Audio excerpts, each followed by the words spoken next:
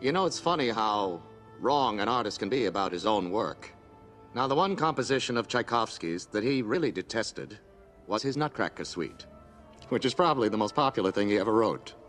Incidentally, you won't see any Nutcracker on the screen. There's nothing left of him but the title.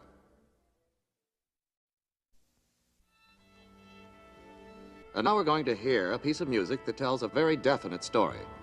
It's a very old story, one that goes back almost 2,000 years. A legend about a sorcerer who had an apprentice.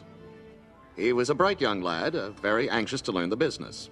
As a matter of fact, he was a little bit too bright, because he started practicing some of the boss's best magic tricks before learning how to control them.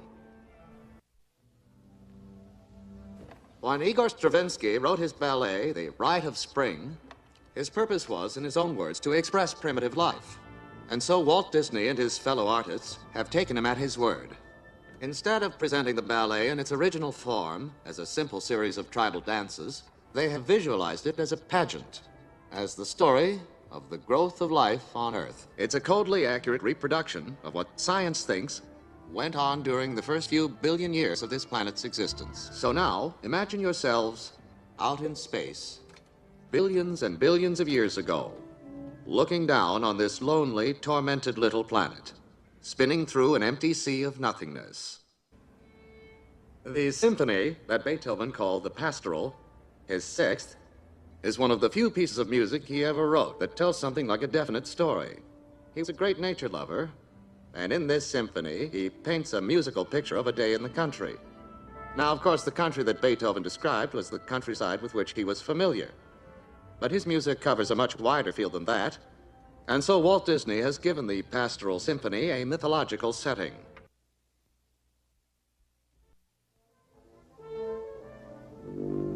Now we're going to do one of the most famous and popular ballets ever written, The Dance of the Hours, from Ponchielli's opera La Gioconda. It's a pageant of the hours of the day. All this takes place in the great hall with its garden beyond, of the palace of Duke Alvisa, a Venetian nobleman. The last number on our Fantasia program is a combination of two pieces of music so utterly different in construction and mood that they set each other off perfectly. The first is A Night on Bald Mountain by one of Russia's greatest composers, Modest Mussorgsky. The second is Franz Schubert's world-famous Ave Maria. Musically and dramatically, we have here a picture of the struggle between the profane and the sacred.